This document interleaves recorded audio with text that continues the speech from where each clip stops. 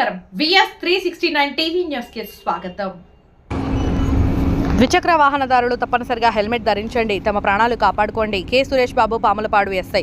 నంద్యాల జిల్లా మండల కేంద్రమైన పాములపాడులో ఎస్ఐ కె సురేష్ బాబు ఆధ్వర్యంలో పోలీసు సిబ్బంది యువతతో కలిసి రోడ్డు భద్రతా అవగాహన కార్యక్రమంలో భాగంగా హెల్మెట్ వాడకంపై అవగాహన ర్యాలీ నిర్వహించడం జరిగింది.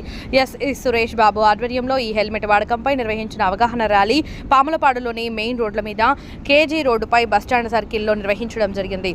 ఈ సందర్భంగా ఎస్ఐ కె సురేష్ బాబు మాట్లాడుతూ 2 వీలర్ల రోడ్డు ప్రమాదాలలో ఎక్కువ మంది హెల్మెట్లు ధరించని వారు మృత్యువాత పడుతున్నారని, గాయాల పాలు అవుతున్నారన్నారు. ఇంటి నుండి ద్విచక్ర వాహనంపై బయలుదేరే ముందు తనకంటూ ఒక కుటుంబం ఉందని, తమకి ఏమైనా ప్రమాదం జరిగితే తన కుటుంబానికి నష్టం జరుగుతుందనే విషయాన్ని గుర్తు తెచ్చుకోవాలని అన్నారు. చేయకుండా తప్పనిసరిగా హెల్మెట్ ధరించి సురక్షితంగా గమ్యం చేరుకోవాలని విజ్ఞప్తి చేశారు.